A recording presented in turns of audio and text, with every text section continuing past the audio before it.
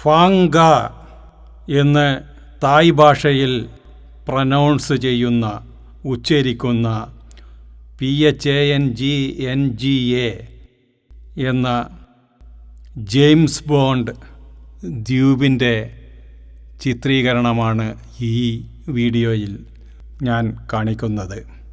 1974 James ബോണ്ടിൻ്റെ മൂവിയായ the man with the golden gun എന്ന പടത്തോടുകൂടി വിനോദസഞ്ചാര ഭൂപടത്തിൽ ഇടം തേടിയ ഒരു ദ്വീപാണ് ജെയിംസ് ബോണ്ട് ദ്വീപ്. കാ ഓഫിങ് ഖാൻ, കാ ടാ ഫു എന്നൊക്കെ വിളിച്ചിരുന്നു ഈ ഐലൻഡിനെ ഇതിനു മുന്നേ, അതായത് 1974 മുന്നേ.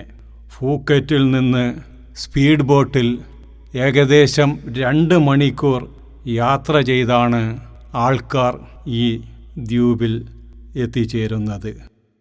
1997 ടുമാറോ നെവർ ഡൈസ് എന്ന ഒരു ഇംഗ്ലീഷ് പടത്തിൻ്റെ ചിത്രീകരണവും കൂടി ഈ ജെയിംസ് ബോണ്ട് ദ്വീപിൽ നടന്നു.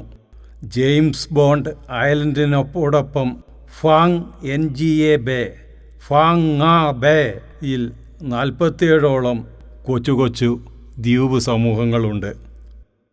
വെറും പാറക്കെട്ടുകളുടെ സമൂഹം മാത്രം, ആൾപ്പാർപ്പില്ലാത്ത ദ്വീപ് സമൂഹങ്ങൾ. ഫൂക്കറ്റിൽ നിന്ന് വെറും 28 കിലോമീറ്റർ ദൈർഘ്യം മാത്രമുള്ള ഈ ദ്വീപിലേക്ക് വരുവാനുള്ള ഏക വഴി കടൽ മാർഗമാണ്. ഹൈസ്പീഡ് മോട്ടോർ ബോട്ടിൽ 1.5 മുതൽ 2 മണിക്കൂർ വരെ യാത്ര ചെയ്താണ് സഞ്ചാരികൾ ഈ ദ്വീപിൽ എത്തിച്ചേരുന്നത്.